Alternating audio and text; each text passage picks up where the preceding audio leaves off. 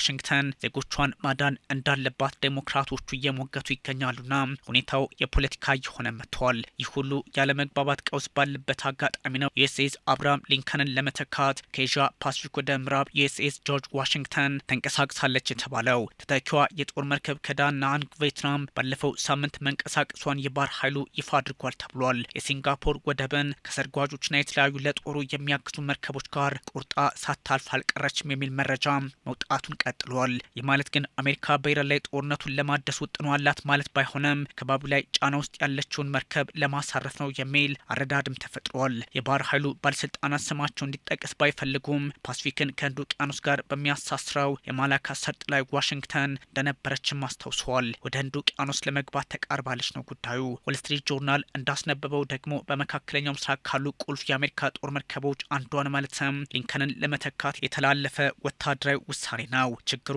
እጅግ በርካታ ኃይሎች በሚንቀሳቀሱበትና አሜሪካ ታላቅ ሆና እንዳትቀጥል እንቅፋት የሚሆኑ ግዙፍ ሀገራት በሚንቀሳቀሱበት ፓሲፊክ ውቅያኖስ ማለትም ቻይናና ሩሲያ በዋነኝነት በሚንቀሳቀሱበት ቀጠና ላይ የአሜሪካ ባህር ኃይል አለመኖሩ እንደሆነ ዋሽንግተናውያንን ስጋት ውስጥ ከቷቸዋል። ለዚህም ነው አሜሪካ ከፓሲፊክ ወደ መካከለኛው ምስራቅ ኃይል ስታንቀሳቀስ ለሞስኮና ቤጂንግ ከባቢውን አስረክቦ እንደመውጣት ይቆጠራል የሚባለው። የትራምፕ አስተዳደር ቻይናን በቀጠናው የተቆጣጠረች ወይም በስፋት የምትንቀሳቀስ ኃይል አድርጎ ቢወስድም አሁን ላይ ግን በዚሁ ከባቢ ላይ ሺጂንፒንግ እንዳሻቸው ፑቲንን እየጋበዙ ይንቀሳቀሱ የሚለው ደግሞ አዲስ ስጋት ሆኖባቸዋል። ለአሜሪካ ፖለቲከኞች የኃይል ክፍተት አሜሪካ ኤዥያ ፓሲፊክ ላይ ከፈተች ተብሎ የሚወሰድ ነው። በኤዥያ ፓሲፊክ ያሉ ወታደራዊ እንቅስቃሴዎችን ሌላ ትርጓሜም የሚያሰጥ ሆኗል። በተለይም ደግሞ ቻይና ይህን ትልቁን ክፍተት ተጠቅማ የዋሽንግተንን ፖለቲካ በዚሁ ቀጠና ላይ ለመቆጣጠር እድሉ ይከፈትላታል ተብሏል። በተለይም ፑቲንና ሺ ሊሰሩ ይችላሉ የሚለውም ስጋት ደቅኗል። በመካከለኛው ምስራቅ ያለችው ሊንከን መጀመሪያ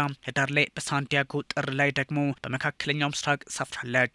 ውጊያው ብዙ ጫና ዛሬ ላይ ግን ፈጥሮባታል። ስለ መርከቧ አሁናዊ ሁኔታዎች የኮኔክቲከት የአሪዞናና የሌሎች ግዛቶች ሴናተሮች የጦር ሚኒስቴሩን ማብራሪያ እየጠየቁት ይገኛል። ኃላፊነትን መውሰድ ይኖርባቸዋል በሚል ከሰዋል። ዩኤስኤስ አብርሃም ሊንከን የኒውክሌር አቅም ያላት አውሮፕላን ተሸካሚ ስትሆን ስያሜዋም በ16ኛው የአሜሪካ ፕሬዚደንት እንደሆነ ይታወቃል። ምስረቷ በ1981 ዓመተ ምህረት ሲሆን ቢያንስ 5000 አባላትን በመያዝ የምትታወቅም ናት። ለዚህም ነው ፕሬዚዳንት ዶናልድ ትራምፕ ያሳለፏቸው ውሳኔዎች ሁሉ የአሜሪካን ጦር በመካከለኛው ምስራቅ ዋጋ እያስከፈለ ነው በሚል ትችቱ እየበረታባቸው የመጣው። The Pentagon is preparing for a nuclear war that Washington believes could remain limited.